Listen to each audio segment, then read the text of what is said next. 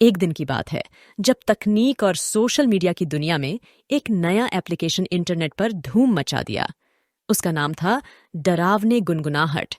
यह एप्लीकेशन दावा करता था कि यह प्रयोक्ताओं को दूसरी ओर के आत्माओं से जोड़ता है, जो कोई और अनुभव प्रदान करता है। लोग रुचि रखे, विश्वासी और अनुयायियों के बीच। उनमें से एक रुचि रखने वाली थी, एक युवा महिला नामक एमिली।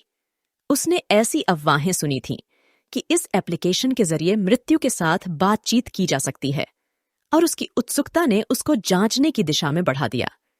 एक ऐसी फेड़ी गई रात को जब उसका अपार्टमेंट अकेले हो गया, डार्कनेस में डूबे हुए एमिली ने डरावने गुनगुनाहट डाउनलोड किया। एप्लीकेशन सरल और डरावनी दोनों थी। यह काले स्क्रीन पर एक छोटा दीपक दिखाता था, जिसकी मध्य भाग में छोटी बत्ती जल रही थी। प्रयोक्ताओं से कहा जाता था कि उन्हें सवाल पूछने हैं, और बत्ती संदेशों का प्रतिनिधित्व करने के लिए झिलमिलाती या नाचती है।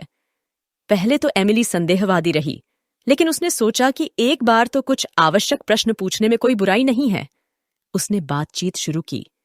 क्या वहां कोई है? बत्ती ने 2 बार झिलमिलाया।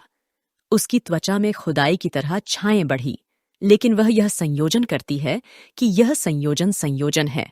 जैसे ही रात अंधेरी होती गई, एमिली ने अपने आत्माओं के साथ अपनी वर्चस्वी सत्र को जारी रखा। वहन ने ऐसा लगाया कि उसके प्रश्नों का एक प्रकार से अनुभव था। उसने अपनी दादी माँ के बारे में पूछा, और बत्ती विशेष रूप से झिलमिलाई। उसने अपने भविष्य के बारे में पूछा, और बत्ती स्थिर रही। समय बिना नोटिस किए गए, और एमिली का संदेह कम हुआ। उसे मोहित हो गया, अपने विचारों में खो गया, जैसे कि वह झिलमिलाती बत्ती के साथ बातचीत में व्यस्त है। अचानक बत्ती और भी अनियंत्रित तरीके से नृत्य करने लगी। एमिली के दिल की धड़कन तेजी से बढ़ गई, जैसे कि उसे टिप्पणी करने के लिए काबू खो दिया हो। उनके सामने खड़ा एक आकारशी चित्र था। उसकी आंखों में असाधारण प्रकार की चमक थी। वह उसका नाम बुलवाया। उसकी आवाज एक बेहद बिजली की तरह थी। भयभीत होने पर एमिली ने फोन के फ्लैशलाइट के लिए तलाश की, और जैसे ही रोशनी अंधेरे को चेद गई, उसने चीख मारी। उसके सामने खड़ा था एक छायादार आकृति। उसकी आंखों में आत्मा की तरह की ब्लीक थी। वह उसका नाम बुलवाया, और उसकी आवाज एक बेहद अनूठे आत्मा की तरह थी। डर से ग्रस्त एमिली ने अपना फोन गिराया और दरवाजे की ओर दौड़ने लगी। उसे अपने घर में पहुंचते ही उसने वापस मुड़कर देखने से इनकार किया।